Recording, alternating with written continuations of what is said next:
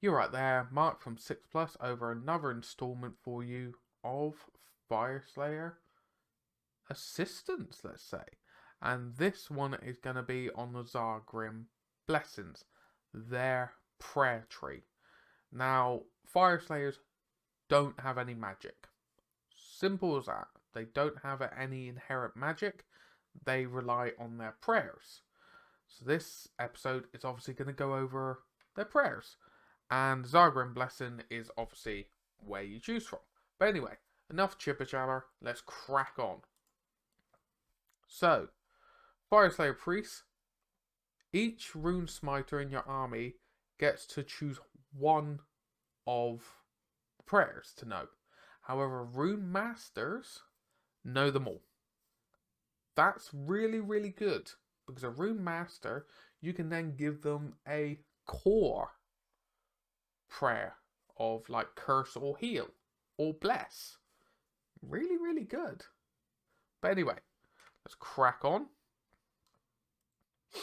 So, you've got, just letting you know, the number in the bracket is the casting, the prayer chanting value. So, Prayer of Ash. Prayer of Ash is a prayer that has an answer value of 4 and range of 18. If answered, pick one friendly Fyreslayer unit wholly within the range and is visible to the chanter.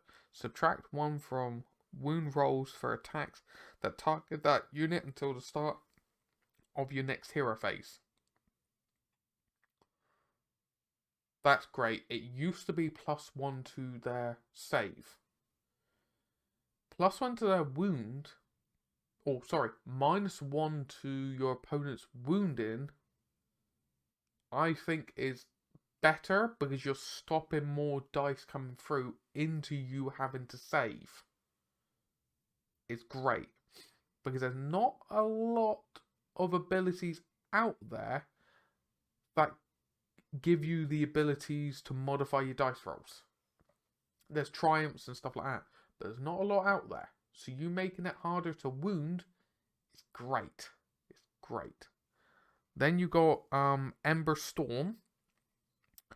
It's got a answer value of 3 and a range of 18 inches. If answered, pick one friendly Halfguard Berserker or Volkite Berserker unit wholly within the range and visible to the chanter. That unit can run and still charge in the same turn. Great. Genuinely good. Because in previous videos we've gone over command traits and relics that allow you to have pluses to your charges. And then you also have pluses to your movement and potentially pluses to your charges from Urgold runes. Volkite Berserkers can get +1 to their charge from their blowing horns. So you've got a lot of option to be able to run and still charge. It's just great. And it's a very low casting value, which is great. And then you got the Prayer of Grimnir's Fury. So this one is answered on a 3 and a range of 12 inches.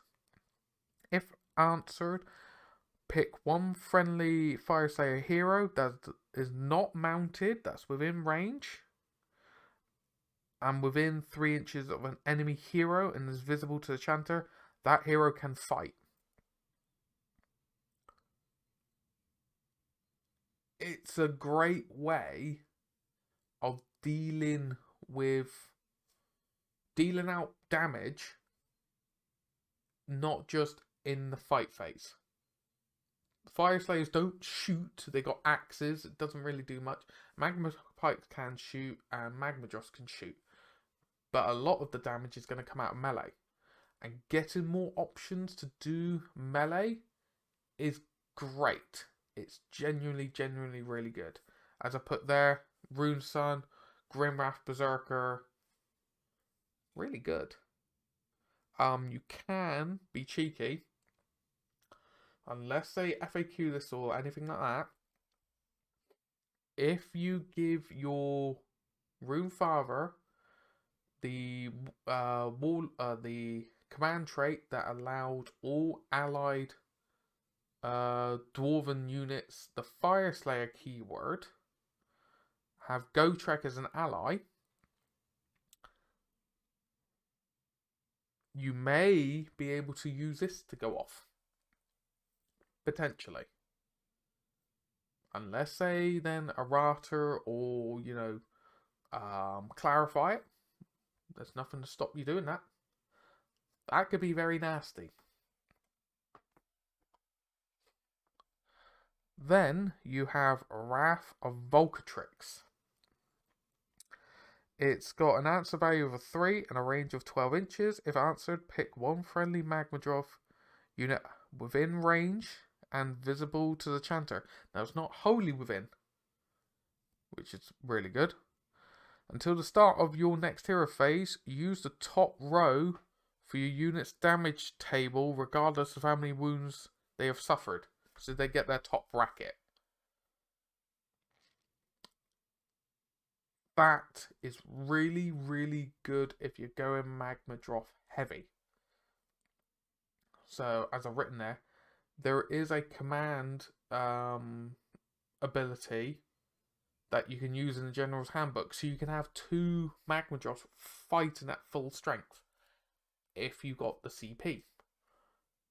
Really, really good. But that is the 4 prayers. It's only 4. I was hoping for a few more. Alright, I'm not going to lie. I was hoping for a few more. But one is subtract 1 from rune rolls to your unit. You can still run and charge. You can make a non-mounted Fyreslayer hero fight in the hero phase. And you can make a Magmadroth unit fight at full bracket. And they're all answer value 4, 3, 3, 3. And if you have the pizza oven going off, you get +1 to your prayers. So I do like them. I generally do like them. But as always, if you've got any questions or any experience or any different synergies, please comment down below. I love reading them and I love getting your feedback on them. But thank you again for watching all the way through to the end. It's very much appreciated. As always, if you know anyone that's wanted to get into Fyreslayers or some knowledge of them, please send them the playlist. It's very much appreciated.